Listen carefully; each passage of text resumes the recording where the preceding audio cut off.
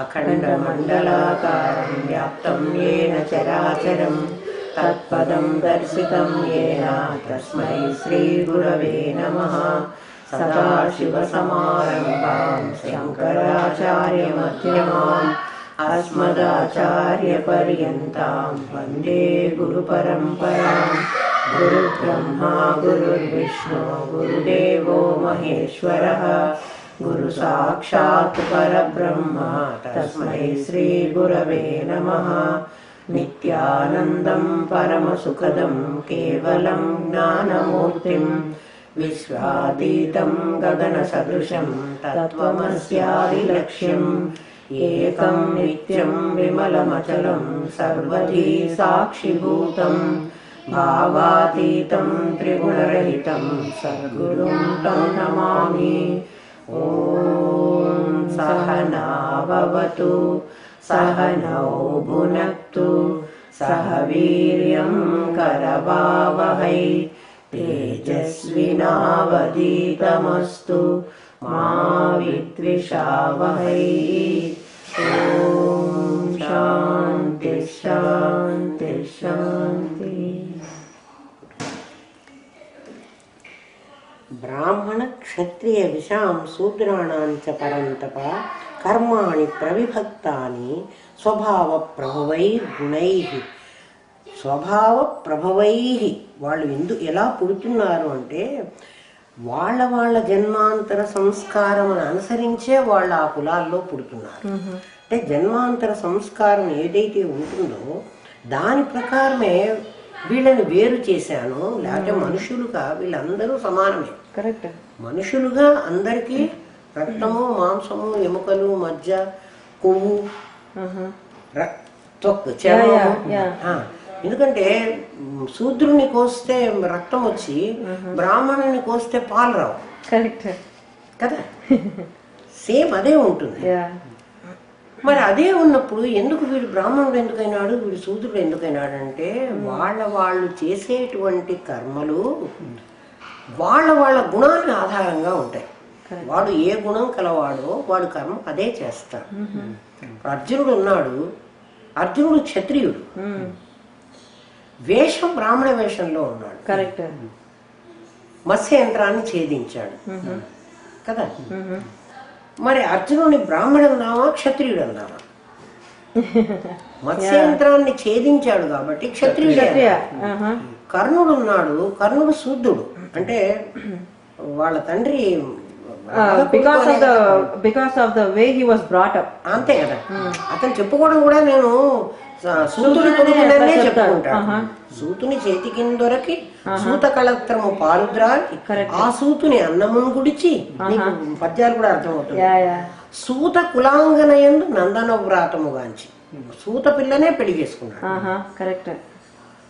నేటికి ఒక రాజకుమారుడ పాండవుడంచు తెల్ప నా సేమము సమ్మతించునే ఇసి ఎవరేగతి సిగ్గుమాలినని. ఆమెకు సిగ్గు లేకపోతే లేకపోయి ఉండొచ్చు. నేను ఇప్పుడు రాజుని అంటే నేను ఒప్పుకోను అంటాడు కర్ణుడు. కర్ణుడు శూద్రుడు అంటే లోకం చెప్పుకోవడానికి సూతకులం వాడు. బట్ కర్ణుడు మరి అర్జునుడితో తలపడ్డాడు. కరెక్ట్. నీకు రాజ్యం లేకపోతే కదా, నువ్వు రాజువు కాదంటే కదా కుమారాస్త్ర విద్యా ప్రదర్శనలో అర్జునుడితో నువ్వు ఈక్వల్ గా చేయటానికి వీలు లేదని అన్నారు కదా.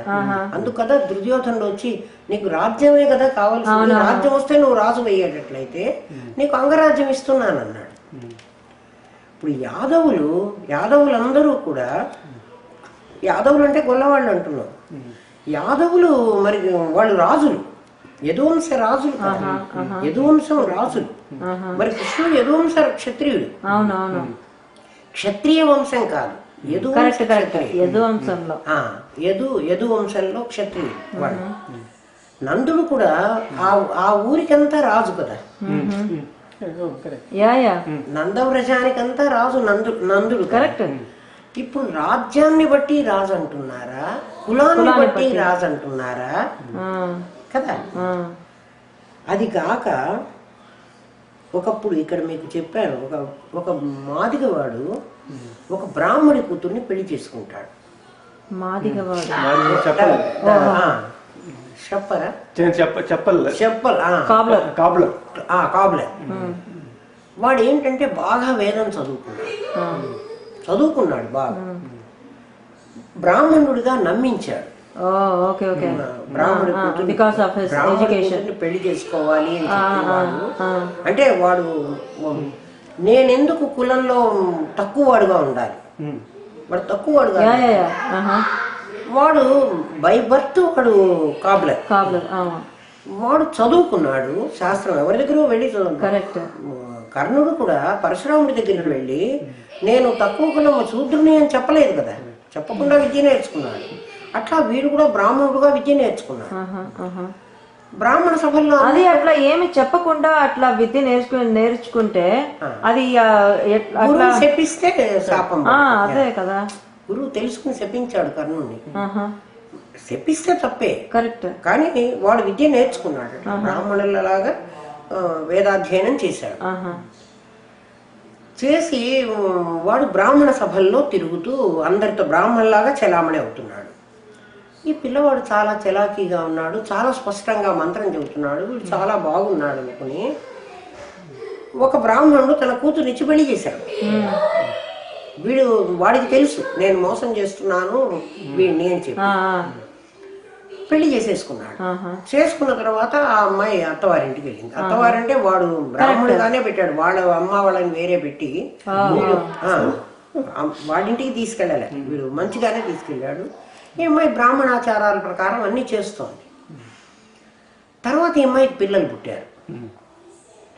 ఆ పిల్లలు మాటకు ముందు పాకి వెళ్ళి చెప్పులు ముట్టుకునేవాళ్ళు. దీని పిల్లలు ఆ చెప్పు కొరికేది, నోట్లో పెట్టుకునేది, ఆ చెప్పులు ముట్టుకునేది.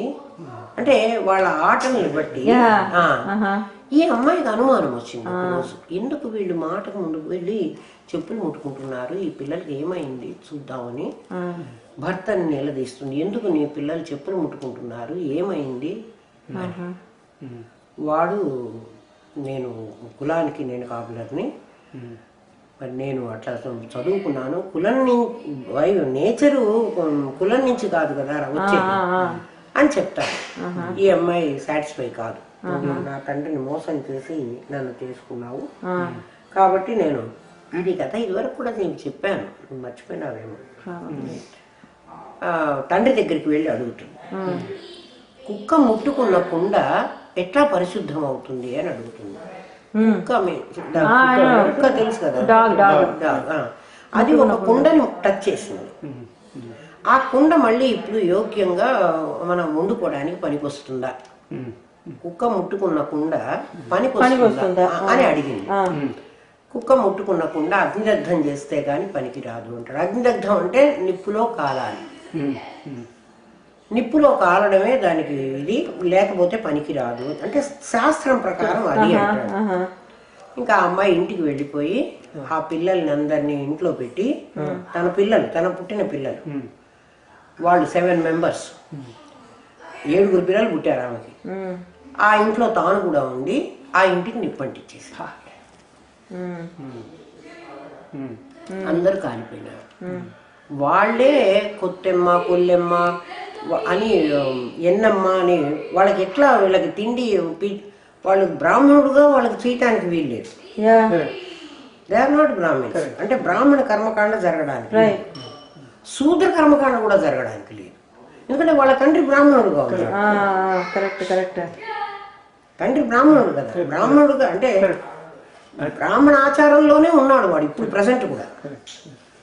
ఇప్పుడు ఆ పిల్లలకి పితృ కార్యం జరగలే, అంటే వాళ్ళు వేరే లోకాలకు వెళ్తారు, వాళ్ళకి ఎట్లా ఫుడ్ కావాలి అని ఆ పితృదేవతలు అది ఈ 7 పిల్లలు వచ్చి మా ఫుడ్ ఎట్లా, మా సంగతి ఎట్లా, కాబట్టి వాళ్ళకి కర్మకాండ లేదు. మరి నువ్వు కదా ఇట్లా చెప్పావు నా పిల్లలకి, నా భార్యకి కుక్క ముట్టిన కుండని అగ్నిదత్తం చేస్తే గాని పనికి రాదని నువ్వు చెప్పావు కదా, మరి అది నా పిల్లలు వాళ్ళకి పితృ కార్యం లేకుండా అయిపోయింది, వాళ్ళ గతి ఏమిటి, కింద ఏదన్నా వేసుకోండి. కాబట్టి నువ్వు కదా చెప్పావు కుక్క ముట్టుకున్నకుండా అగ్నిదగ్ధం అయితే కానీ దానికి ప్యూరిఫికేషన్ లేదని, నువ్వు అట్లా మరి చేసావు కాబట్టి నా పిల్లలకి నా భార్యకి ఊర్ధ్వగతులు లేవు, వాళ్ళకి ఎట్లా వాళ్ళు ఏం తిని బతకాలి, తదినం పెట్టడానికి పిల్లలు 7 చచ్చిపోయినారు. అడిగితే అప్పుడు ఆ తండ్రి చెప్తాడు, బాలింతలు ఉంటారు, బాలింతలు అంటే డెలివరీ అయిన లేడీస్, వాళ్ళకి ఆ 10 days ఈ పిల్లలు వాళ్ళ దగ్గరికి వెళ్ళి తినాలి. అంటే వాళ్ళని చంపుకుని తింటారు. 4th డేనో 5th డేనో చచ్చిపోయినారంటారు పిల్లలు. కరెక్ట్. అట్లా చావకుండా ఉండడానికి ఎన్నెమ్మా అని ఒక పాట పాడతారు. వాళ్ళు రావాకండి, మా గడపలోకి రావాకండి అని వాళ్ళకి ఆ పాట అర్థం. 11th డే రోజున చిన్న రాళ్ళు పెట్టి ఆ కొత్తెమ్మ, కొల్లెమ్మ, ఎన్నెమ్మ వాళ్ళందరికి పేర్లు చెప్పి వాళ్ళకి ఫుడ్ పెడతారు. ఇంకా వాళ్ళకి తద్దినం లేదు, ఇప్పటికి కూడా పెడతారు. డెలివరీ అయ్యి 11th డే పెట్టినప్పుడు వాళ్ళకి పూజ చేస్తారు. ఆ బాలింతతో ఆ పిల్లలతో ఆ పిల్లల్ని కాపాడు అని వాళ్ళకి ఫుడ్ పెట్టి తిండి పెట్టి వాళ్ళకి చెప్తారు. ఇప్పుడు బ్రాహ్మణ స్త్రీ అది మాదిగవాడికి పెళ్ళాం. So is she Brahmana? She is not Brahmin. She is Madhikavadi kaadu. But she is Brahmin. She is by birth Brahmin, but by marriage she is now in a Sudra. తెలియదు కదా, తండ్రే కన్యాదానం చేసి చేశాడు. వాడు మోసం చేసి పెళ్లి చేసుకున్నాడు. వాడు బ్రాహ్మణుడుగా చలామణి అయినాడు, బ్రాహ్మణ మంత్రం చదువుకున్నాడు. వాడిని చూసి తండ్రే ఇచ్చి చేశాడు. వాళ్ళు వెళ్ళి చెప్పులు ముట్టుకున్నప్పుడు కదా అమ్మాయికి అర్థమైంది ఏమైంది అని. అది కాల్చుకుని చచ్చిపోయింది. ఆ చచ్చిపోయిన వాళ్ళకి అట్లా చేస్తారు. కులం ఎప్పుడు పుట్టుకతో వచ్చిందా, వాళ్ళు చేసే పనుల వల్ల వచ్చిందా? ఆ పనులు ఎందుకు చేశారు అంటే వాళ్ళ ప్రీవియస్ కర్మ వాళ్ళని నెడుతోంది. కరెక్ట్. ఇప్పుడు ప్రీవియస్ కర్మ వీళ్ళని అర్ధాంతరంగా చావమని చెప్పింది. జీవించే హక్కు లేదు. అందుకనే ఆ తల్లికే పిల్లలుగా పుట్టారు. వాళ్ళ ప్రీవియస్ కర్మే వాళ్ళని చెప్పుల దగ్గరికి వెళ్ళనిచ్చి. లేకపోతే బ్రాహ్మణాచారంలో ఉన్న ఇంట్లో వాళ్ళు ఎందుకు చెప్పులతో ఆడుకున్నారు? ఇప్పుడు చెప్పులతో ఆడుకోవడం అది నార్మల్ అయిపోయింది. మెళ్ళలో కట్టుకోండి, చెవులకి మెడకి చెప్పులు. ఎందుకే చెప్పులు మెడ కట్టుకున్నావు అని అడిగా నేను ఒక రోజు. అవాయి చెప్పులు అన్నప్రాసన రోజున కత్తెర అన్ని పెడతారు అక్కడ. కత్తి కత్తెర అన్ని పెడతారు. ఆ కత్తి ముట్టుకుంటే మనం ఏమనుకుంటున్నాం అంటే మనం మా పిల్లవాడు కత్తులు పెట్టి డాక్టర్ అవుతాడు. డాక్టర్ కత్తి ఎందుకంటే కత్తితో వాడు మర్డరర్ కూడా కావచ్చు. మనకేం ఎవరిని కత్తితో పొడుస్తాడు, షెఫ్ కూడా కావచ్చు కదా. మనం ఏం చేస్తాడో తెలియదు. వాడు ఏమవుతాడు అంటే వాడి సంస్కారం వాడిని లీడ్ చేస్తుంది. మనకు తెలుసుకోవడం కోసం అన్నీ పెట్టి వాడి ప్రీవియస్ సంస్కారం వాడిని ఎట్లా నెడుతోంది. ఆ సంస్కారమే నీవు చేసిన కర్మ, నీ వాసన, నీ సంకల్పం, అది నిన్ను ఇటువైపుకు నెడుతున్నది. నీ సంకల్పం. వెనకటి కాలంలో పెళ్లి కూతుర్ని చూడడానికి వెళితే ఆ పెళ్లి కూతుర్ని అమ్మ ఒక చెంబుని నీళ్ళు ఇచ్చి, ఒక చెంబుతో వాటర్ ఇచ్చి, ఈ పాత్రలు కడుక్కురా అమ్మ అనేవాడు.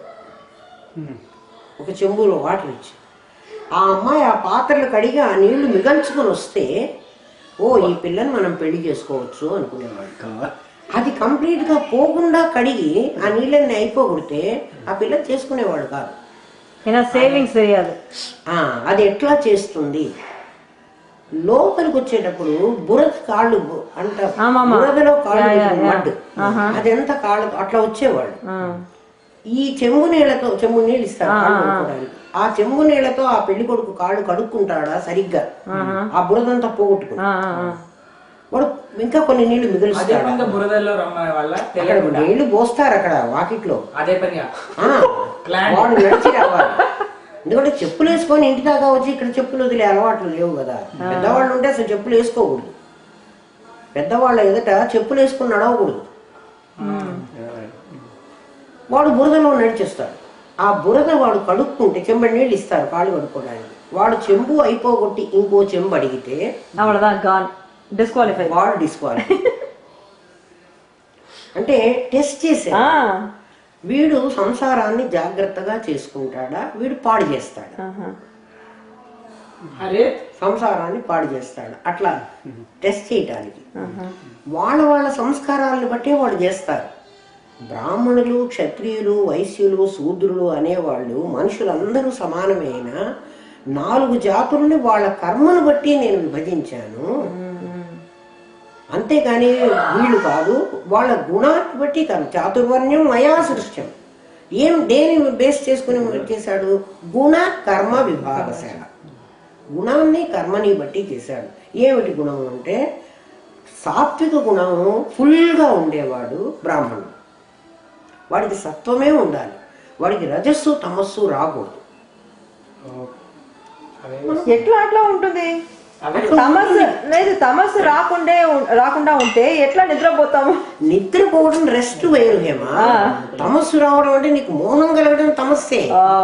నువ్వు లేజీగా ఉండడం తమస్సే. సోమరిపోతుంది. ఇవన్నీ తమస్సు కదా. నిద్రపోవడం అనేది ఇంద్రియాలకి రెస్ట్ ఇస్తున్నావు, చార్జ్ చేస్తున్నావు. నిద్రపోవద్దని ఎవడు చెప్పడు. నీకు 8 hours నిద్రపోవడానికే ఇచ్చారు. 8 hours నీకు కర్మకిచ్చినట్టే మొత్తం 24 గంటలు 8 ఇచ్చాడు కదా. దాన్ని ఏమంటలేదు. తమస్సు వల్ల నీకు మోహం కలుగుతోంది. మోహం కలగడం వల్ల నువ్వు నా వాళ్ళు అంటున్నావు. నా వాళ్ళకి మంచి చేయాలి, నీకు చెడు. నా వాళ్ళకి మంచి జరగాలంటే నీకు చెడు జరగాలి. అది వద్దంటున్నాడు. కానీ మొత్తం సత్వం ఉండేవాడు బ్రాహ్మణుడు బాలాజీ. వాడు ఎప్పుడూ కూడా నిష్ట నియమము దానికి లోబడే ఉండాలి. సాత్వికమైన ధర్మ కార్యమే వాడు చెయ్యాలి. అధర్మ కార్యం వాడు చెయ్యకూడదు. అధర్మమైన థాట్ కూడా వాడికి రాకూడదు. ఎప్పుడూ ధర్మాన్ని, కామాన్ని, అర్థాన్ని కూడా ధర్మంతో ముడిపెట్టాలి. ధర్మంతో ముడిపెట్టకుండా ఉన్న అర్ధకామాలు కూడా వాడికి పనికిరావు. శాస్త్రం చెప్పినట్టుగా వాడు నడుచుకోవాలి. ఆ పని చేసేవాడే బ్రాహ్మణుడు. మిగిలిన వాళ్ళు బ్రాహ్మణుడు కాదు. బ్రాహ్మణుడు వెళ్ళి బాటా స్టోర్లో నేను పని చేస్తాను అంటే వాడు బ్రాహ్మణుడు కాదు. ఎందుకని? నువ్వు తిండి కోసం అని ఇంకొకరు చేయవలసిన పని నువ్వు చేస్తున్నావు. నువ్వు ఆ పని చెయ్యవు. అచ్చ సత్వం ఉండేవాడు బ్రాహ్మణుడు కావాలి. సత్వము సగం రజస్సు ఉండేవాడు, అంటే సగం సత్వము సగం రజస్సు ఉండేవాడు క్షత్రియుడు. అందుకే చెప్తాడు, నిండు మనంగు నవ్య నవనీత సమానము పల్కు దారుణాఖండల శస్త్రతుల్యము జగన్నుత విప్రులయందు నిక్క మీ రెండును రాజులందు విపరీతము కావున విప్రుడోపు ఓపండతి శాంతులయ్యి నరపాలు శాపము బ్రహ్మరించదని అంటాడు. మహాభారతంలో చెబుతాడు. నిండు మనంబు నవ్య నవనీత సమానం. నవ్య నవనీతం అంటే ఇప్పుడే తీసిన వెన్న. నవ్య నవనీతం ఇప్పుడే తీసిన వెన్న. ఇప్పుడే కురిసిన మంచు, ఇప్పుడే తీసిన వెన్న చాలా స్మూత్ గా ఉంటుంది. మంచు టైం గడిచిందనుకో గట్టి పడుతుంది. ఐస్ పైనుంచి స్నో. నవ్య నవనీత సమానము. నిండు మనస్సు వెన్నలాగా ఉంటుంది బ్రాహ్మణుడి. పల్కు దారుణాఖండల శస్త్రతుల్యము. మాట కఠినంగా ఉంటుంది బ్రాహ్మణుడికి.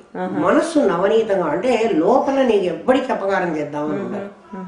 మాటనే కాఠిన్యంగా ఉంటుంది. రాజులందు విపరీతం. రాజులో టోటల్ ఆపోజిట్. మనిషి మాట మంచిగా మాట్లాడతాడు, లోపల మహా కఠినంగా ఉంటాడు.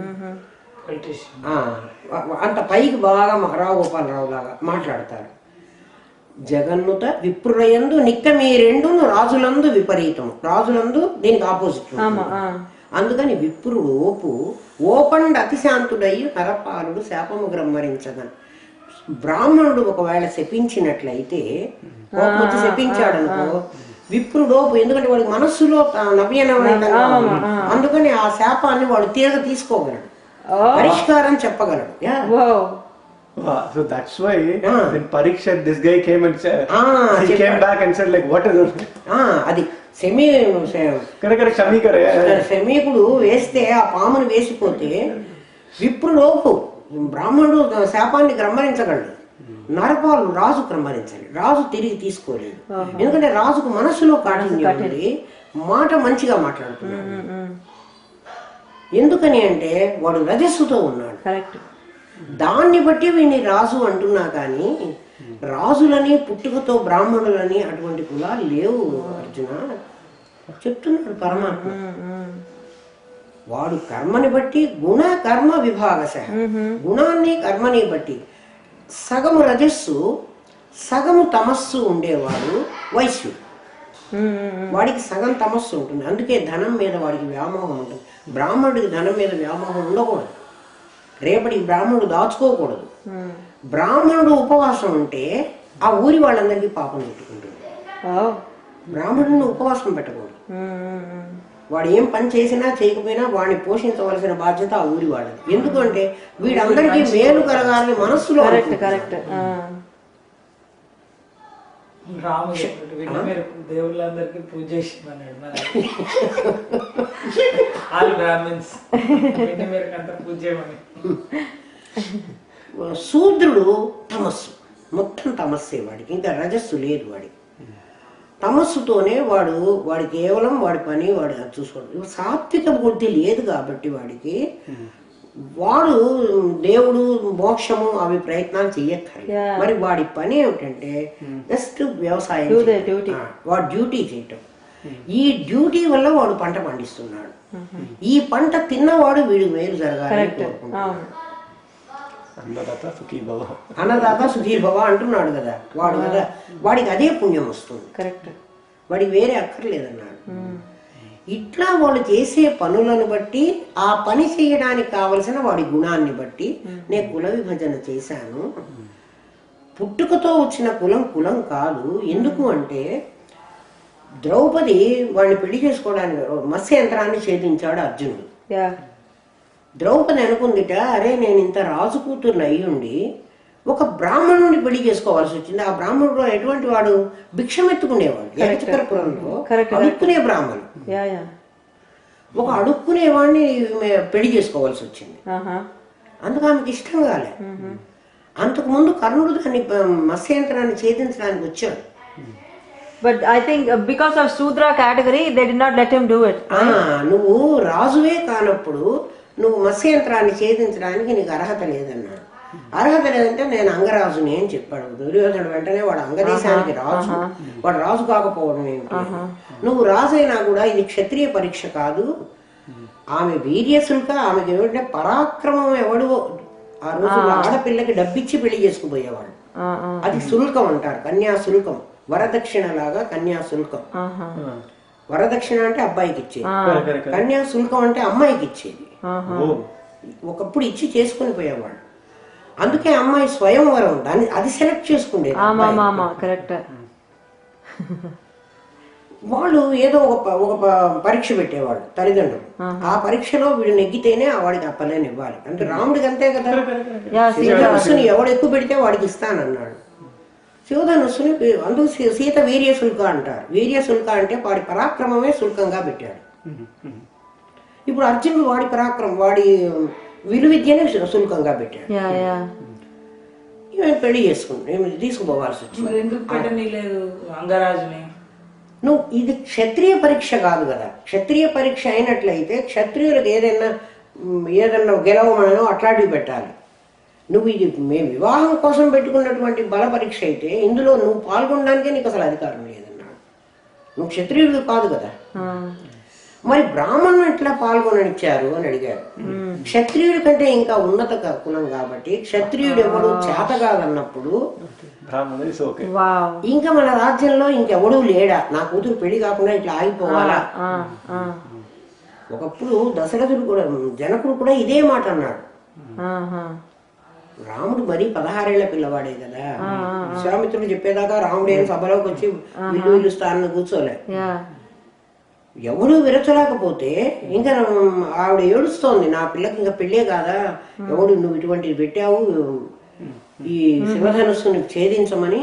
ఎవడు ఛేదించడం లేదు, నా కూతురు ఇంకా పెళ్లి కాకుండా ఇట్లా ఆగిపోతుంది అని బాధపడుతుంది ఆ జనకుడి భార్య. అప్పుడు జనకుడు ఇంత సభలో, రాజసభలో ఎవడు కూడా అంత పరాక్రమవంతుడే లేడా, దేశం అంతా ఇట్లా నిర్వీర్యం అయిపోయిందా అని బాధపడతాడు. మహర్షి నన్నేం చేయమంటారని అడుగుతాడు విశ్వామిత్రుడు. ముని చిరునవ్వుతోడ తన ముద్దుల శిష్యుని మోము చూసే. ముని మీన్స్ దట్ విశ్వామిత్రుడు చిరునవ్వుతోడ ఎవరు లేరా ரொம்ப சர்காஸ்டிக்கா ஸ்மைல் பண்ணி செல்லமான ஒரு சிஷ்யன் ஸ்டூடெண்ட் போய் மேல கையில வச்சாரு. కై లేదు కై లేదా జస్ట్ చూశాడు. ఓకే. ముని చిరునవ్వుతోడ తన ముద్దుల శిష్యుని మోము చూచే వాడి ముఖం చూశాడు. తమ్ముడికి ధనస్సునిచ్చి తమ్ముడికి ధనస్సు ఇచ్చేశాడు వెంటనే. అంటే ఈయన చెప్పగానే ఆయనకు అర్థమైపోయింది. అప్పుడు రాముడు లేచాడు, నేను ఛేదిస్తాను అని. 16 ఏళ్ల పిల్లవాడు. అట్లా ఇక్కడ కూడా సభలో ఎవరు. బట్ విశ్వామిత్రుడికి తెలుసు కదా రాముడు బ్రాహ్మణుడు కాదు. బ్రాహ్మణుడు ఎందుకు, ఇక్కడ సీత రాజులే కదా. That story is different. This is different, right? For here, ఇందులో like బ్రాహ్మణునితో సంబంధం లేదు, ఓన్లీ పరాక్రమం. Okay okay okay okay. అక్కడ కూడా పరాక్రమమే అమ్మా. అక్కడ కూడా మత్స్యంతరాన్ని ఛేదించిన వాడికే పిల్లనిస్తారు. ఎవడు ఛేదించలేదు, రానిచ్చారు అందులోకి. ఎవడు ఛేదించలేదు. ఇంకా మరి ఈ అమ్మాయి ఇలాగే ఉండిపోవాలా, ఇంకెవడూ లేడా మన రాజ్యంలో అని అంటే ఈ బ్రాహ్మణుడు వచ్చాడు. అది అందుకు ఈమెకి వీడి మెళ్ళో దండ వేయడానికి కూడా మత్స్యంతరాన్ని ఛేదించిన వాడికి ఆ పిల్లనిచ్చి చెయ్యాలి. ద్రౌపది ఇష్టంగా మా అర్జునుడు మెళ్ళో దండ వేయలే. అక్కడ చూసి కర్ణుడిని చూసి వీడి మెళ్ళో దండేసింది. అంటే మనస్సులో వాడున్నాడు, వీడి మెళ్ళో దండేసింది. ఈ సంగతి ఎప్పుడు తెలిసింది? అరణ్యవాసం వెళ్ళినప్పుడు ఒక ఋషి ఒక పండు, రోజుకొక్కటే పండు పడుతుంది ఆ చెట్టు మీద నుంచి. ఆ పండు ఆ ఋషి తింటాడు, ఇంకేం తినడు. రోజు ఒకటే పండు కాస్తుంది. ఆ పండు ఆ చెట్టు మీద నుంచి పడుతుంది మధ్యాహ్నం 12 గంటలకో ఎప్పుడో. ఆ పండు అతను తింటాడు. అది ఫుడ్ పడకుండా కింద పడుతుంది. పడ్డ తర్వాతే అతను తీసుకుని తింటాడు. ఆ పండు అతని ఆహారం. రోజు పడుతుంది. ప్రతిరోజు ఆయన తినాలి కదా. ఈ పాండవులు అరణ్యవాసం వెళ్ళారు, ఆ అడవికి వెళ్ళారు. వీళ్ళు తెలియకుండా ఆ పండుని బాణంతో కుట్టారు. అది కింద పడిపోయింది. ఆయనకు ఫుడ్ లేదంటే ఆయన రేపు చెప్పించాడు. ఆయనకి ఇవాళ 12 గంటలకు కదా ఆ పండు పడాలి, అప్పుడు కదా ఆయన తినాలి. ఇక్కడ జనవరి 1కి బాల్ పడుతుంది చూడు. బాల్ పడ్డప్పుడు నాకు అదే గుర్తుంది. ఇక్కడ బాల్ పడాలంటారు కదా 12 గంటలకి, జనవరి 31 నైట్. అట్లా పండు ఆ ఋషికి పండు న్యూయార్క్లో పడుతుంది. ఈ పండు కింద పడిపోతుంది వీళ్ళు బాణంతో కొట్టేటప్పటికి. అమ్మో, ఆ ఋషి వస్తే శాపం పెడతాడు, మీరు ఈ పండు పైకి చెట్టుకు మళ్ళీ అంటించండి. పండు కృష్ణుడు చెబుతాడు, మేము పండిట అంటిస్తాము, అంటించలేము. కింద పడేయడం అంటే ఈజీగా పడేస్తాం, మళ్ళీ చెట్టు పైకి ఎక్కడ ఎక్కిస్తారు, అది కష్టం అంటారు. మీ మనస్సులో ఏమేమి ఉన్నాయో అరమరికలు లేకుండా ఏం దాచకుండా అందరూ బయట పెట్టమంటారు. ఒక్కొక్కళ్ళు వాళ్ళ మనస్సులో ఉన్నదంతా చెప్తూ ఉంటారు. అది స్లోగా పైకి ఎక్కుతుంది. ఇంకా కొంచెం వెళ్ళాలి. అది ద్రౌపది చెప్తే ఇప్పుడు పైకి ఎక్కి ఆ పండు దానికి అడ్డుకుంటుంది. ద్రౌపదిని చెప్పమంటారు. ద్రౌపది ఏం చెప్పదు. అంటే కృష్ణుడు ఆ పండు అతుక్కోవాలి, నువ్వు ఏదో మాటలు చెప్తే అది అతుక్కోదు, ఉన్నది ఖచ్చితంగా చెప్పమంటాడు. అప్పుడు నేను కర్ణుడిని భర్తగా కావాలనుకున్నాను అని చెప్తుంది. మహాభారత యుద్ధానికి ముందు కృష్ణుడు కర్ణుడి దగ్గరికి వెళ్ళి, ఏ సతి వన్నిలోన జనించడ జన్మనర్చు వేళ, ఏ అమ్మాయి అయితే యజ్ఞం చేసినప్పుడు ఆ నిప్పులో నుంచి పుట్టింది, మున్ను ఏ సతి పెండ్లినాడ నుపులెల్ల పరాజితులైరి క్రీడిచే. ఏ అమ్మాయిని పెళ్లి చేసుకోవడానికి మీరందరూ వెళ్ళి అందరూ ఆ అర్జునుడి చేతిలో ఓడిపోయినారు. ఏ సతి మీది మోహమున ఇంతలు చేసిరి రాజు నీవు. ఇన్ని చేశారు కదా ఎవరి మీద మోహంతో, నిన్ను ఆ సతి పెండ్లి ఆడగలదు 6వ భర్తగా సూర్యనందన అంటాడు మహాభారతంలో. నీకు అర్థం కాదా? అవునా? ఎవరిని పెళ్లి చేసుకోవడానికి ఇదివరకు మీరు వెళ్ళి అర్జునుడి చేతిలో ఓడిపోయినారు, ఎవరి మీద మోహంతో నువ్వు రాజు దుర్యోధనుడు ఇంత పని చేశారో, ఆ సతి నిన్న 6వ భర్తగా తీసుకుంటుంది. ఎందుకంటే ఆమె మనసులో వీడు 6వ భర్తగా ఉండాలి. ఆ మాట అప్పుడు చెప్తాడు కృష్ణుడు, బయట పెడతాడు.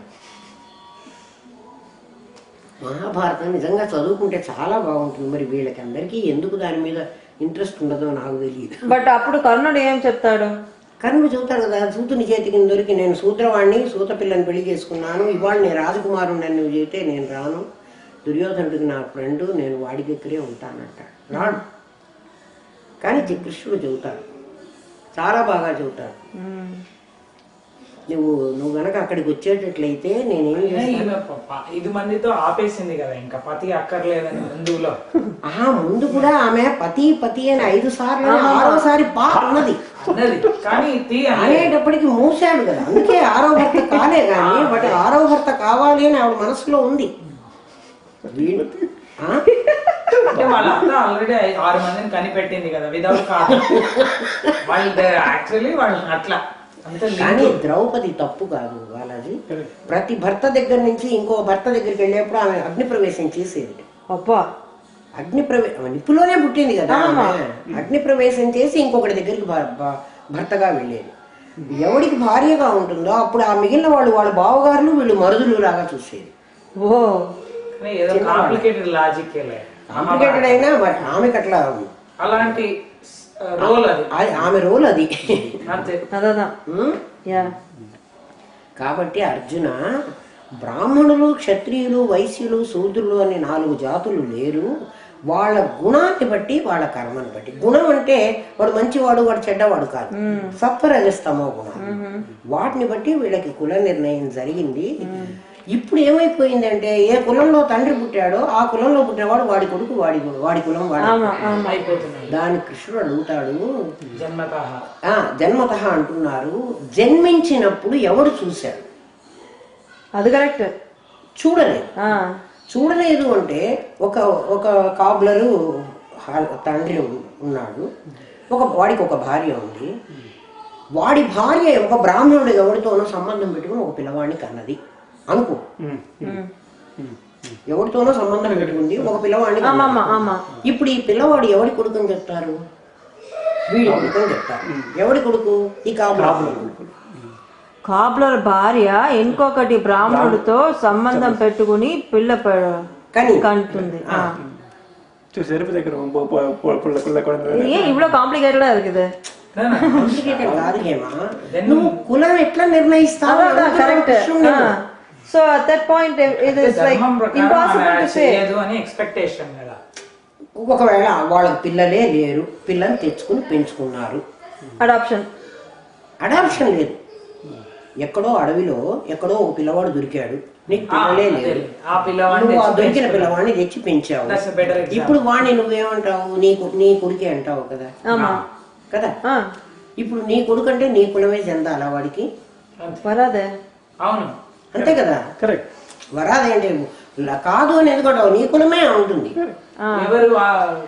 దొరికిన పిల్లవాడు తెలియదు కాబట్టి.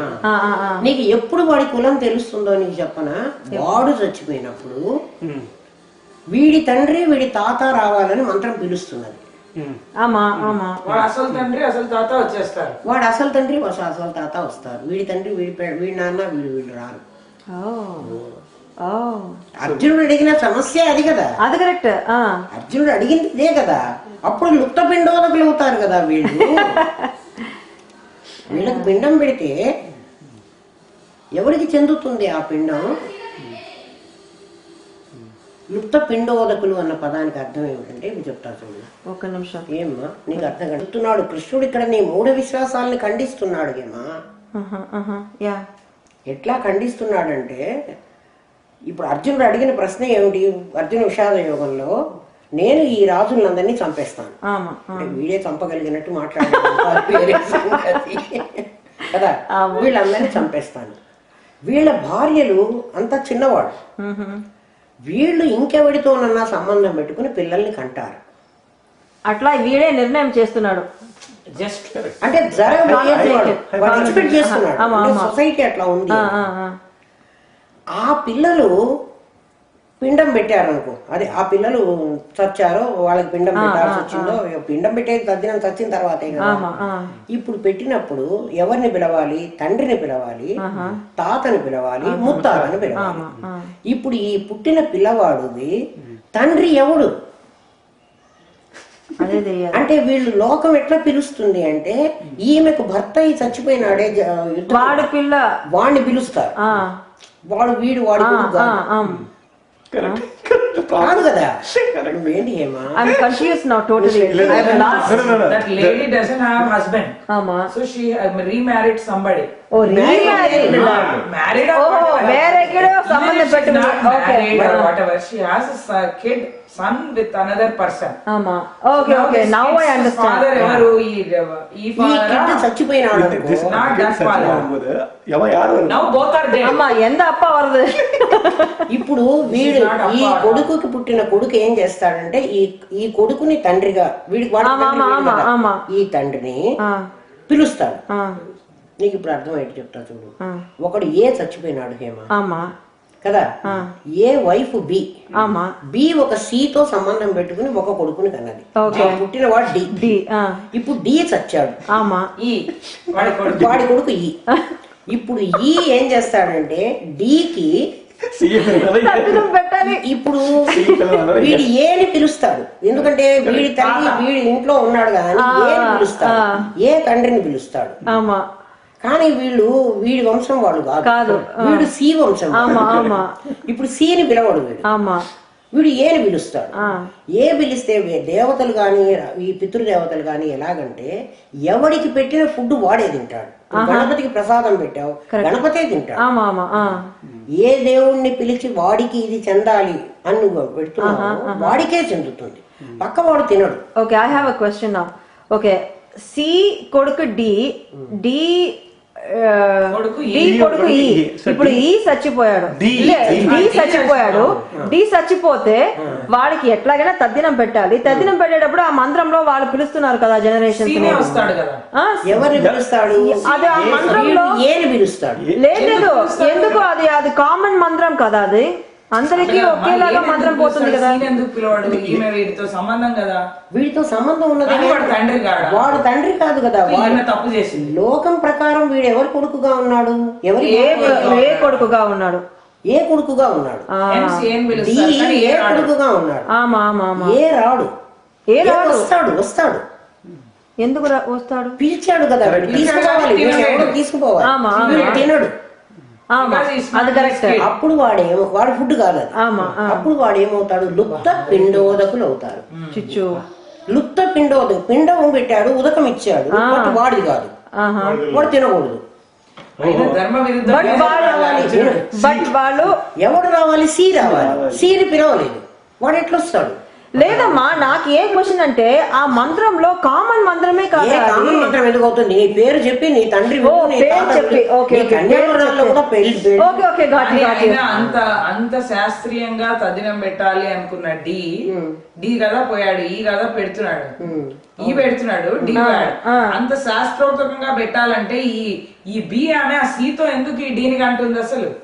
బి ఆమెకి శాస్త్రోక్తం ఉండే, బి ఆమెకి శాస్త్రోక్తం ఉంటే ఆమె ఆ పని చేస్తుందా? ఏదన్నా కానీ అది చెప్తుంది. అర్జునుడు ఏమంటున్నాడు అంటే అప్పుడు ఆ లుప్త పిండోదకులు అన్న పదం నీకు అర్థం కావాలని ఎందుకు పెడతారు? ఏమా ఎందుకు పెట్టారు? రాజులు కదా, తద్దినం ఎందుకు పెట్టారు? అట్లా కదా, అంత తప్పు చేసిన ఆమె ఈ తద్దినాల గురించి అంత పట్టించుకుంటుందా? తద్దినాలు చేసిన ఆమె అంటున్నావు. ఇప్పుడు వీళ్ళందరూ ఈ పిల్లల్ని టెస్ట్ ట్యూబ్ బేబీలందరూ ఎక్కడి నుంచో వాడు తీసుకొచ్చి ఆ టెస్ట్ ట్యూబ్ లో పెట్టి దీని కడుపులో పెట్టి పిల్లల్ని కనిపిస్తున్నారు. పెట్టారు కదా, ఎందుకు పెట్టారు? వాడు తప్పు చేసిందనే ఆమె చెప్తున్నదే, నాయన నేను తో సంబంధం పెట్టి చెప్పిండే అది చెప్పదు కదా, చెప్తేనే చెప్పకపోతే నీకు కుంతే చెప్పలేదమ్మా, ఇంకెవరు చెప్తారని ఎట్లా అనుకుంటావు? కుంతి ఇట్లాంటి మార్గంలో చేయలే కదా, ఎట్లా లేదు కుంతి యూసెస్ ద మంత్రం, దట్ మంత్రం belongs to that particular god కదా. వాళ్ళది వేరు, అది యోని లేకుండా పుట్టిన వాళ్ళు, right? Not regular. How are they Pandavas? వాళ్ళ అమ్మ చెప్పిందంటే ఏనే తండ్రి అని చెప్పింది, ఏ కొడుకుగానే చలమణి అవుతున్నాడు. సో డి ఏనే పిలిచాడు, ఏ వచ్చాక అదన్నీ రియలైజ్ డి రావాడు కాదు, కరెక్టే అది ఎవడు చెప్తున్నాడు, ఎవడు కనిపెట్టాలి. వీళ్ళు తద్దినాలు పెట్టరు, ఆ టెస్ట్ పేపర్ కూడా తద్దినాలు పెడతారు. ఎందుకు కానీ పెట్టారు? ఇంకా పెట్టరు. ఈ అమెరికాలో తద్దినం ఎందుకు పెడతారు? అమెరికా ఎందుకమ్మా, ఇండియాలో కూడా కంటలు లేదా? ఇప్పుడు సంతాన సాఫల్య కేంద్రాలన్నీ ఏమిటి, ఎక్కడి నుంచో ఎవరితో తీసుకొస్తున్నాడు, వీడికి ఎక్కిస్తున్నాడు. వీడి పిల్ల కంటున్నది, వీడు నా కొడుకేనని చెప్తున్నాడు. ఎప్పుడు బయటపడుతోంది ఇది?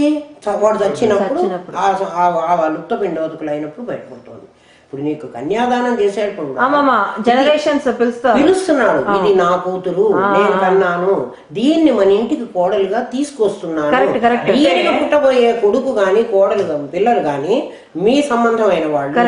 వీళ్ళు చస్తే ఇప్పుడు ఈ నా కన్యాదానం చేశాను, ఇది చచ్చిపోతుంది అనుకో, ఈ పిల్లని తీసుకోవడానికి ఖచ్చితంగా వీళ్ళ అత్తగత్తే రావాలి, వాళ్ళనే పిలుస్తారు. అలాంటప్పుడు మరి ఇట్లా కొంత ఎగ్జాంపుల్ ఇస్తే మరి అర్జునుడు కూడా అలాంటివి అయితే, అర్జునుడు పాండురాజుకు పెట్టినప్పుడు పాండురాజు వస్తాడా మరి?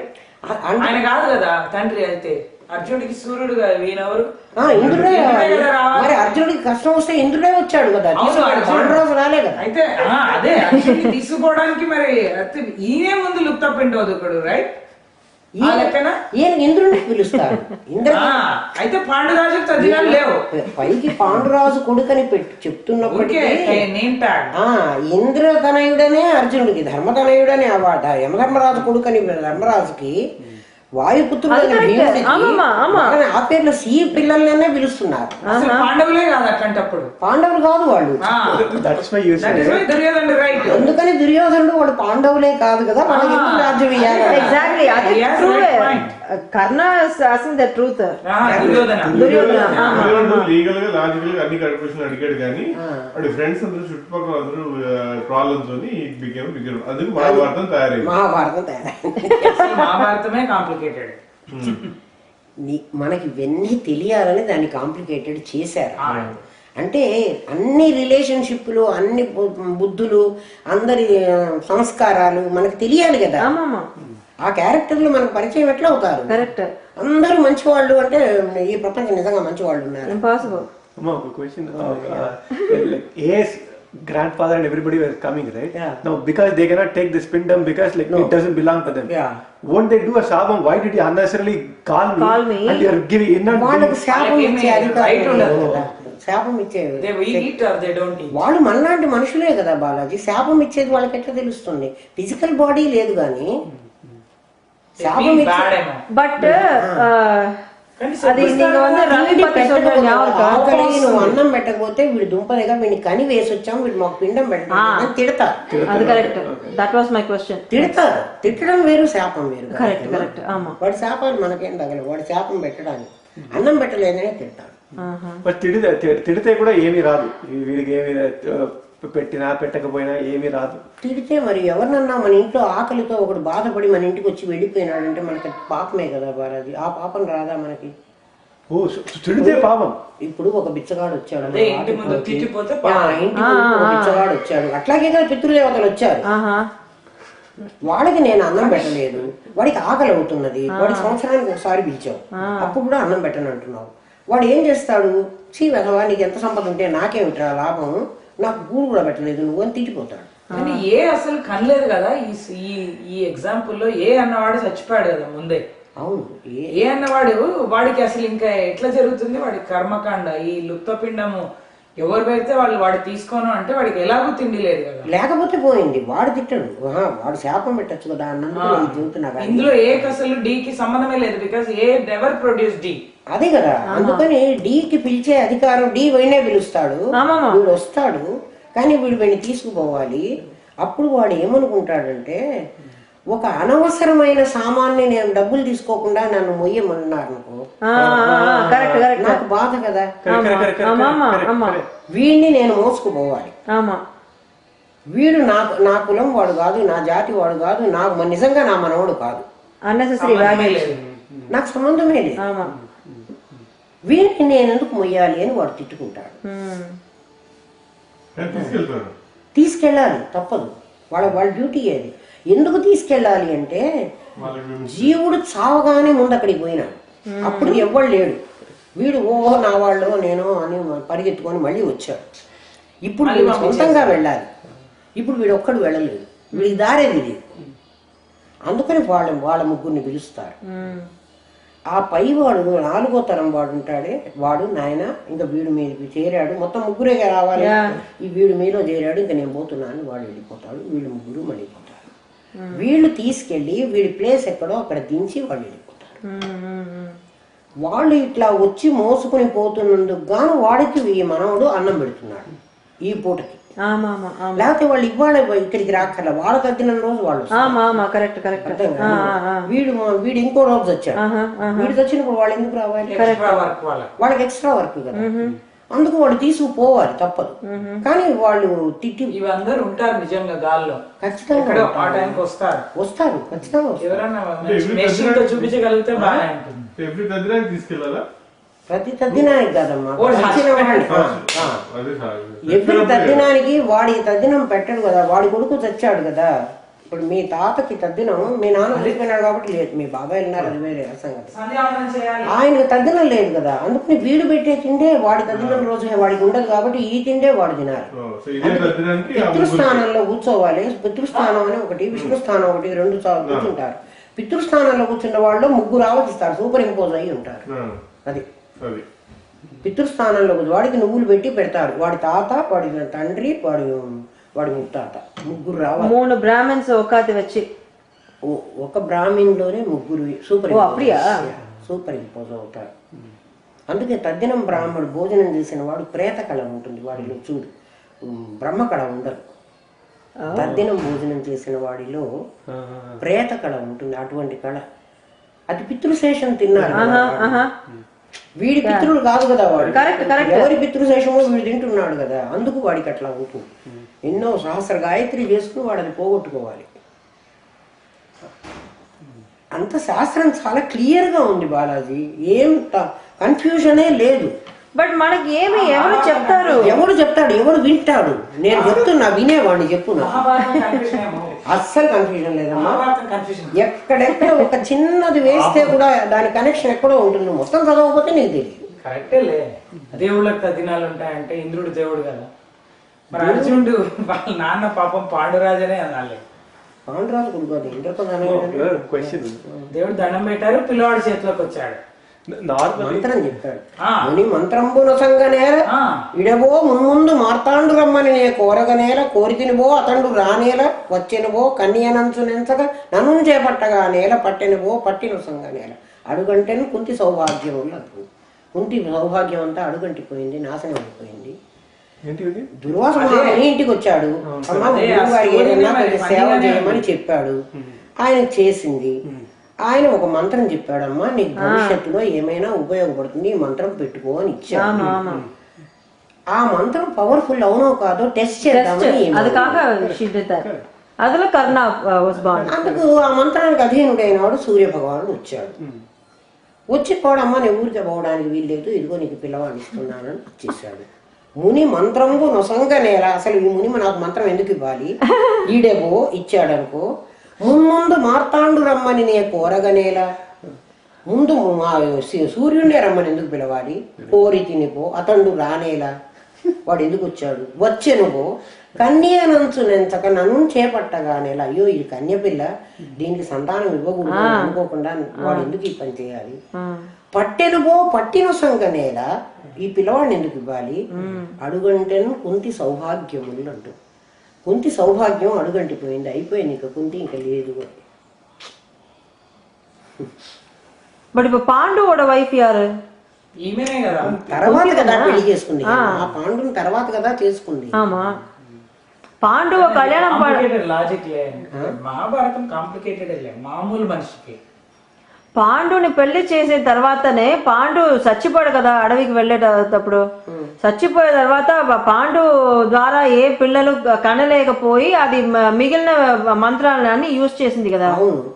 పాండు చావక ముందే యూజ్ చేసింది. ఓ చావక ముందే పాండు అగ్రిమెంట్, శాపగ్రస్తుడైనాడు, అవును శాపం వచ్చింది, అందుకని పాండు ఇట్లా వస్తుందనే ఆ మంత్రం దుర్వాసుడు ఇచ్చాడు. మనుషుల్లాగా ఉన్నది కాదు, ఏదో మ్యాజికల్ కిడ్స్ వీళ్ళందరూ ఇట్లా వీళ్ళుంటారు చూడు, అంతేగాని లేకపోతే కుంతి కన్యాదానం ఎట్లా వర్కౌట్ అవుతుంది, ఆల్రెడీ నీకు కన్యే కాదా, దానం ఎట్లా ఇచ్చారు పాండవులకి, పట్టమహిషి ఎలా అయింది కదా. లాజిక్ మాట్లాడితే ఆమెకు అవన్నీ ఇప్పుడు దేవుడి దగ్గర పోయి దండం పెట్టేసుకుంటే చేతిలో పిల్లవాడు వచ్చాడు అనుకో, నీకు అది నీ కొడుకు ఎట్లా అవుతాడు? దండం పెడితే దేవపుత్రులు, right? They're not human, so she's pure కదా, మేరీ లాగా.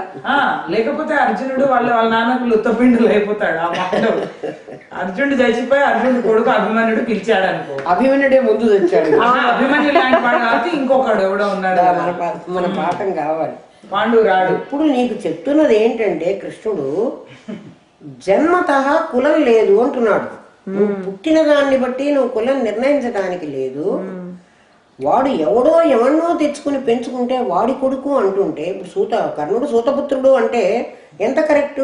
కాదు, కరెక్ట్ కాదు కదా. He had a question in between. No, that's okay. That's okay. You finish that question. The question was, normally when somebody dies, right? Let us say, for example, if that guy is 20, that up to less than 60, right? This guy, whoever, he or she, whenever that person dies, right? He will have some duties. నా పిల్లలకు పెళ్లి కాలేదే, like he did not get a son or daughter, or he didn't get anything, right? So when he goes to Yama, he can always say that like I have something to do, so please send me back.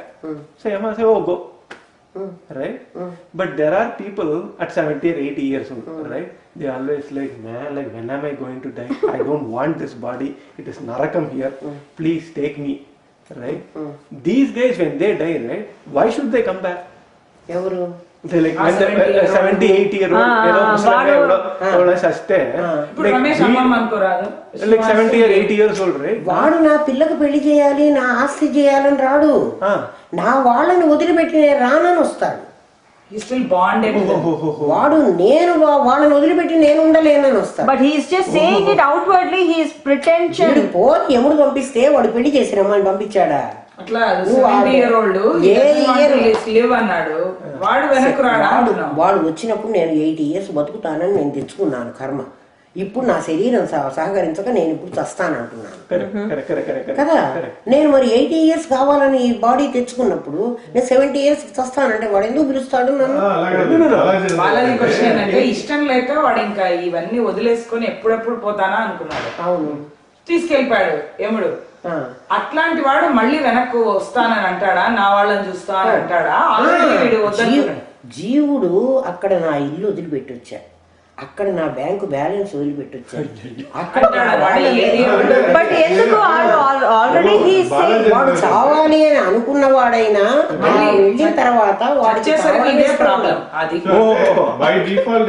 సత్యం. ఈ question reply తీసుకోవడానికి, సమాధానం తెలుసుకోవడానికి మా గురుదేవుడు ప్రత్యేకంగా కొంతమందిని ఉస్మానియా హాస్పిటల్కి పంపించారు. ఐసీయూలో ఉన్నారు, ఇంకొక 2 గంటల్లో చస్తారన్న వాళ్ళని. ఇంకా చస్తారు, వాళ్ళు చచ్చేవాళ్ళే. డాక్టర్ కూడా నువ్వు చస్తావనే చెప్పారు. ఇప్పుడు వెళ్ళి వాడిని అడిగి రండి మీరు అని పంపించారు గురువు. నాయన నీకేం కోరిక ఉంది? ఇంకా 2 hours అంటున్నాడు డాక్టర్. నువ్వు 2 hours చచ్చిపోతావుట. నీకేముందో మాకు చెప్పు, నీ కోరిక ఏముందో చెప్పు అని అడగమన్నారు వీళ్ళని. వెళ్ళి నాయన నా ఆస్తి అంతా ఇస్తే కూడా నన్ను బతికిస్తారేమో అడగమంటాడు. నేనంతా రాసిస్తాను, మొత్తం రాసిస్తాను, నన్ను బతికించమంటాడు. వాడు చచ్చేట్టుగానే ఉన్నాడు. వాడు 70 ఏళ్ళవాడు, 80 ఏళ్ళవాడు. వాడు ఎందుకురా చావాలి, ఎందుకు అంటే చచ్చిపోతే చాలు అని అనుకున్నవాడు నిజంగా చావడానికి వచ్చేటప్పటికి వాడు చావనంటాడు. గురుదేవులు ఇంకా మంచి ఎగ్జాంపుల్ ఏం చెప్పారంటే, మా గురుదేవులు చాలా గొప్పవాడు. వాళ్ళకి ఈ అడిగే ప్రశ్నలన్నిటికీ ఆయనే ప్రశ్న వేసి ఆయనే జవాబులు ఇవ్వాలి. మాకు ప్రశ్న వేయడం కూడా తెలిసేది కాదు. ఏం చెప్పారంటే, ఒక్కొక్కడు నేను చస్తా అని మనని బెదిరిస్తూ ఉంటాడు. చస్తానంటాడు. చస్తే పీడ వదిలిపోతుంది పో అని. ఆ చస్తానన్న వాడిని చస్తానని వాడే నీ కష్టాలని పడలేను, నేను చస్తాను అంటున్నాడు. వాడిని నిజంగా బావి దగ్గర తీసుకెళ్ళి వాడిని ఇప్పుడు బావిలో నెడతారా, నాయన నువ్వు చావు, వాడు చావని అంటాడు. చస్తానన్నావు కదా మాట. ఒట్టిగా వాడు మనని బెదిరించడానికి చస్తానంటున్నాడు. అసలు ఎవ్వడూ చావడు. చావంటే ఎవ్వడికి ఇష్టం ఉండదు. అదే వచ్చి తీసుకెళ్ళిపోతుంది అంతే. అంటే జీవుడు ఆ క్షణానికి ఈ ఒంట్లో బాధ భరించలేక అనుకుంటాడు గాని, అసలు యాక్చువల్ టైం అంటే చస్తే దీని నుంచి విముక్తి అనుకుంటాడు గాని నిజంగా చావాలని వాడికి ఉండదు. వాళ్ళది ఎవ్వడికి ఉండదు.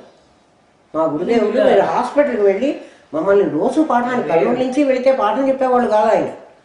మీరు ఎప్పుడు వచ్చినా నేను పాఠం చెబుతా అట్లా చెప్పరు.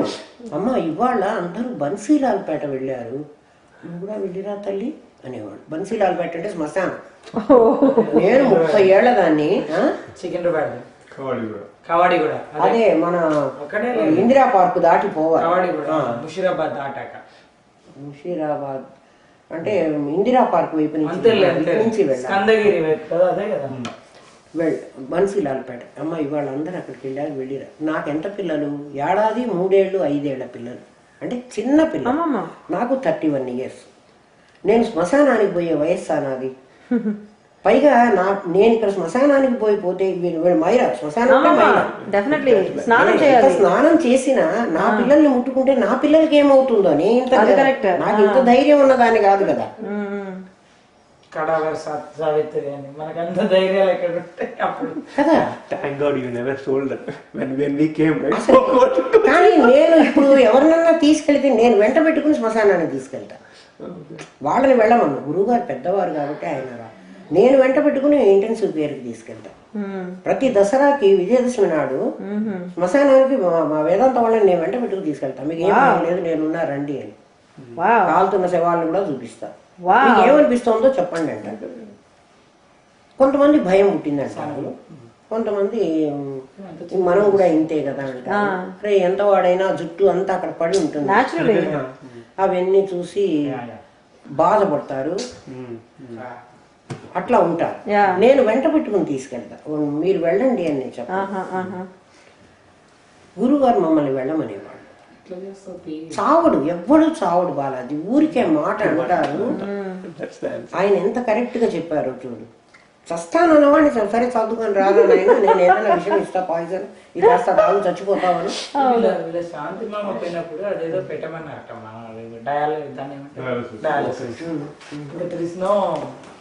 వేస్ట్ అని చూడు.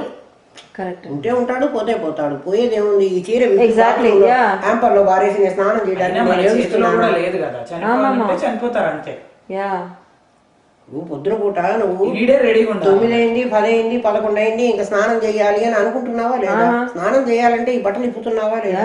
ఈ బట్టలు విప్పి అయ్యో ఈ చీర నేను నిన్న నుంచి కట్టుకున్నాను, ఎంత బాగుంది, దీన్ని ఇట్లా చూసుకుని ఏమన్నా ఉంటానా?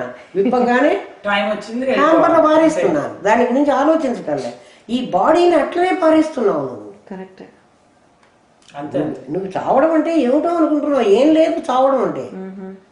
ఒక కోశాన్ని వదిలిపెట్టేసి ఇంకో 2 కోశాలు బయట అవతలికి పోతున్నాయి. సూక్ష్మ కారణదేహాలు లోపల నుంచి వస్తున్నాయి, ఇది పోతుంది. అసలు నిజంగా మాట్లాడితే లోపల నుంచి కూడా కాదు, నీ చిత్తాకాశంలోకే పోతుంది. నీకు ఇంకా కాస్త తెలిసి మరి ఇంకెక్కడికి పోతున్నాయి. అంటే బాలాజీ అంటుంది ఏంటంటే 70-80 ఏళ్ళు వచ్చిన వాటికి చచ్చిపోతే అయిపోతుంది ఇంకా అనుకోని, అలాగే చచ్చిపోతే అక్కడ యమధర్మరాజుకి వెళ్ళాక మళ్ళీ తిరిగి రావడం లేదు కదా. తిరిగి వస్తాడు వాడు. ఎందుకు వస్తాడంటే యమధర్మరాజు నువ్వు అక్కడికి రాగానే నీకు చూపిస్తున్నాడు, ఒరే నాయన నువ్వు ఇవి తప్పులన్నీ చేసావు, నీ శిక్ష అని చెబుతున్నాడు. వాడికి భయం కదా, నేను పోతావు, నేనేం తప్పు చేయలేదు, అసలు చెయ్యలేదనే వాదిస్తాడు.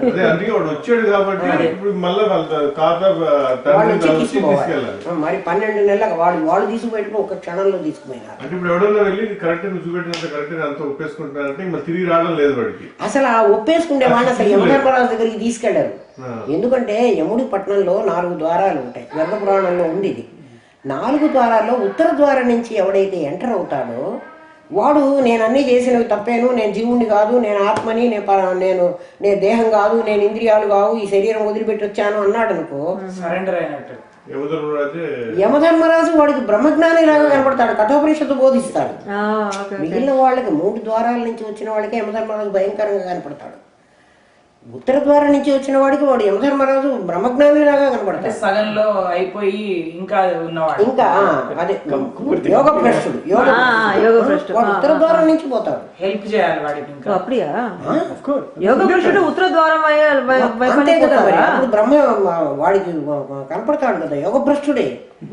ఇక్కడే జీవన్ముక్తుడైగా ఎగ్జాక్ట్లీ అదే బెటర్.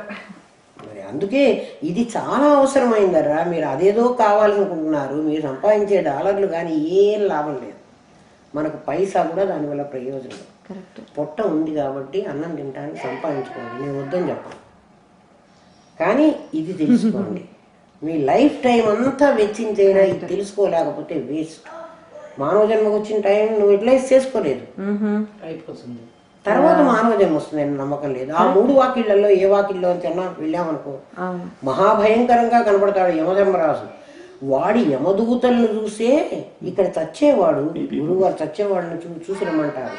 వాడు పీపీ పోసుకుంటారు, పాడి పెడతారు, కంట్రోల్ ఉండదు, భయంతో. చచ్చిన వాడి కళ్ళు ఇట్లా భయంకరంగా ఉంటాయి, తర్వాత మూసేస్తారు బాలాజీ.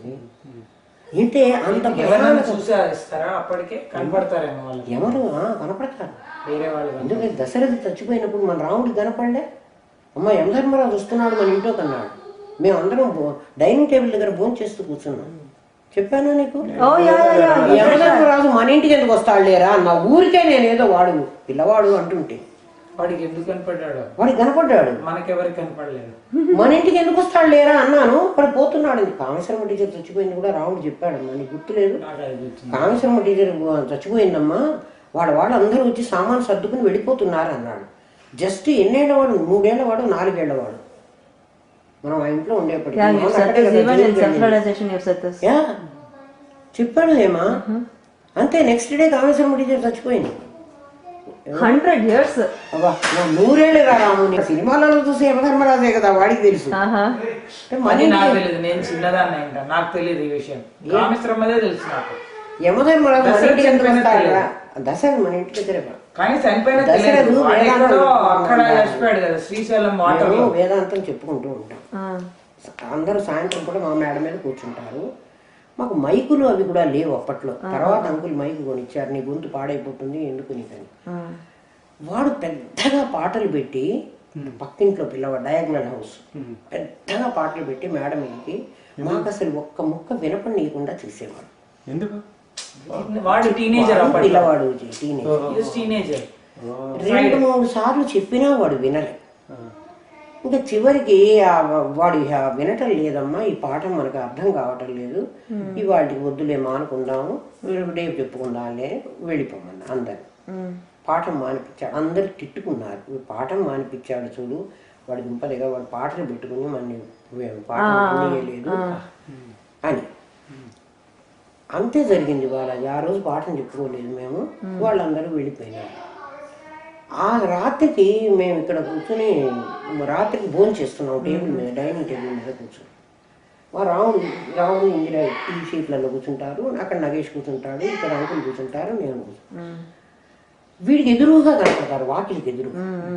ఇప్పుడు యమధర్మరాజు వస్తున్నాడమ్మా మన ఇంట్లోకి అన్నాడు రాముడు. వీళ్ళు ఏదో సినిమాలు చూస్తారు, ఆ పిల్లలు అట్లాంటి సినిమాలకే పంపించేదాన్ని, రాజుల సినిమాలు, ఆ చిన్న వయస్సు కదా. అంటే మన ఇంట్లోకి ఎందుకు వస్తాడు లేరా అన్న. అంటే మన ఇంట్లోకి ఎందుకు వస్తాడు అట్లా వాడు పోతున్నాడులే అమ్మా అన్నాడు. అటే పోయినాడు.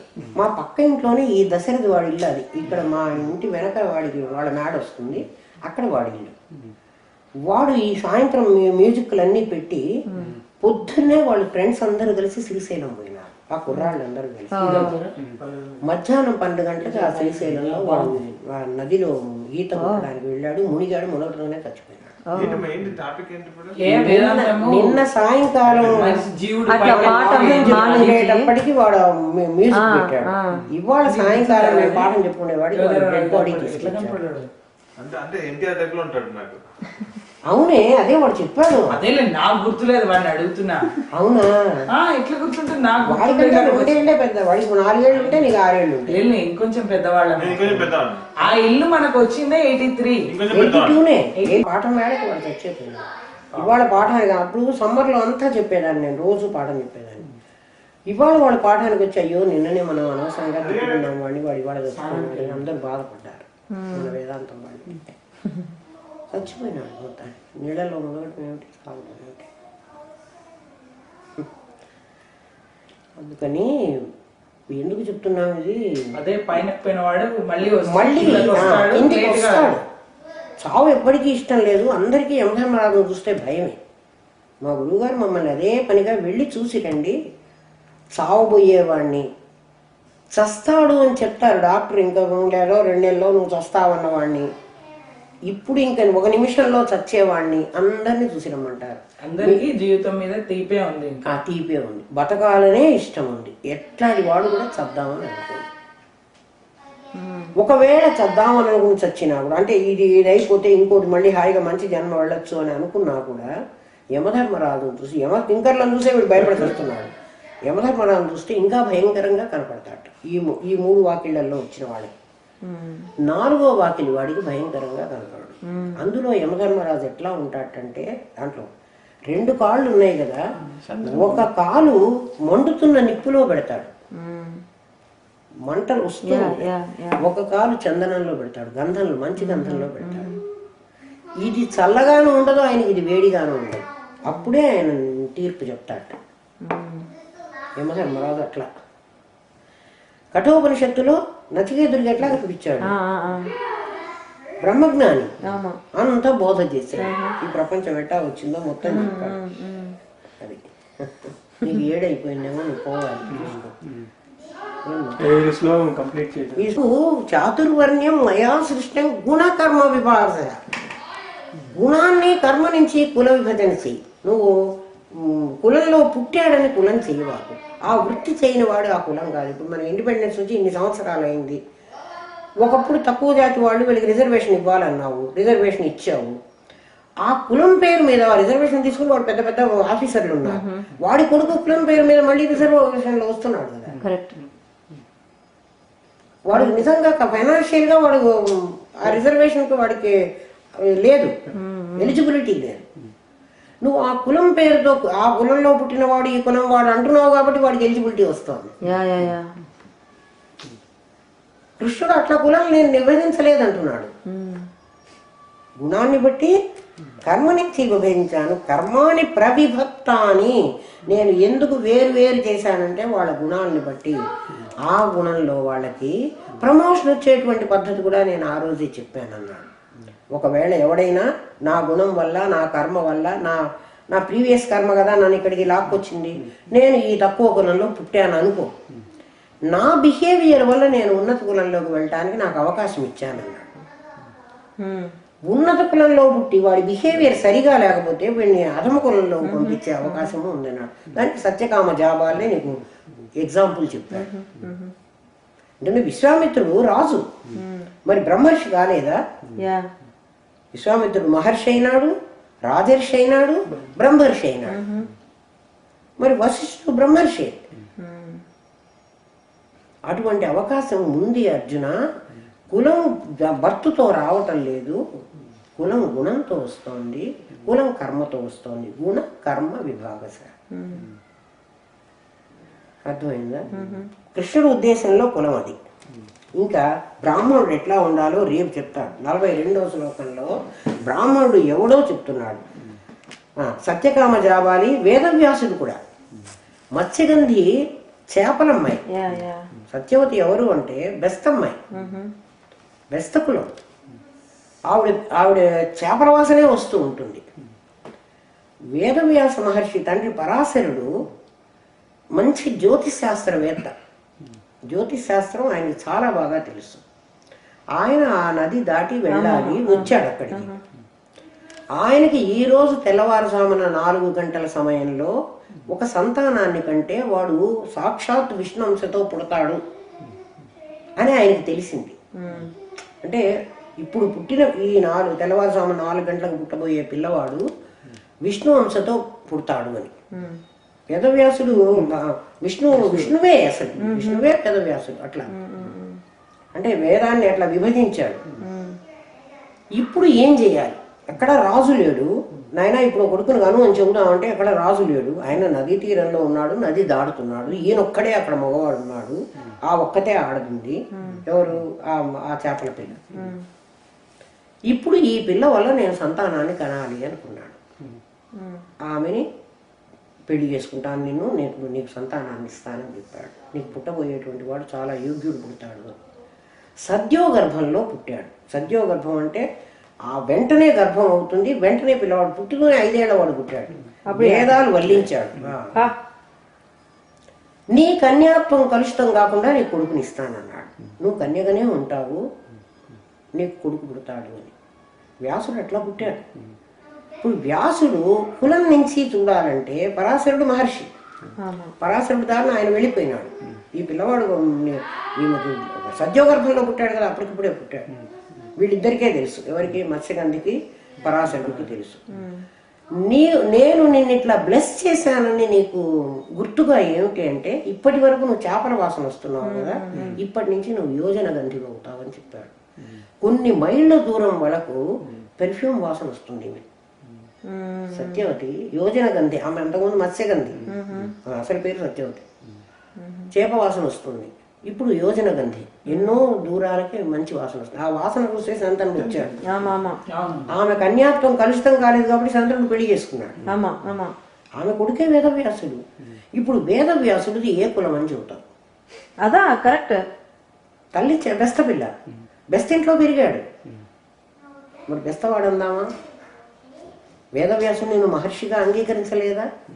మరి వేదవ్యాసుడు బ్రాహ్మణుడు కదా, గుణాన్ని బట్టి వ్యాసుడు మహర్షి అయినాడు, బెస్తపిల్ల కొడుకు మహర్షి కాడు. అందుకని అర్జున, కులం దీంతో రాదు, గుణాన్ని బట్టి కర్మని బట్టి వస్తుంది. ఏ గుణం ఉన్నవాడు బ్రాహ్మణుడు అవుతాడో నెక్స్ట్ చెప్తాడు. ఎక్కడ ఒక్క శ్లోకం కూడా కావట్లేదు. 1 hour చెబుతుంటే ఒక్క శ్లోకం కూడా అవటం. చాలా ఇంట్రెస్టింగ్.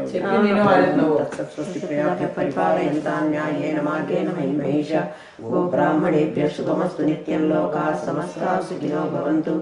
ఓం పూర్ణమదః పూర్ణమిదం పూర్ణాత్ పూర్ణముదచ్యతే పూర్ణస్య పూర్ణమాదాయ పూర్ణమేవావశిష్యతే. ఓం శాంతి శాంతి శాంతి. ఓం నమో బ్రహ్మాదిభ్యో బ్రహ్మ విద్యా సాంప్రదాయ కర్తృభ్యో వంశ ఋషిభ్యో గురుభ్యో నమో మహద్భ్యః. సర్వోపద్రవరహిత ప్రజ్ఞానగణః ప్రత్యగర్థో బ్రహ్మైవాహమస్మి బ్రహ్మైవాహమస్మి బ్రహ్మైవాహమస్మి. 42 చెప్పాలి హేమ. 42.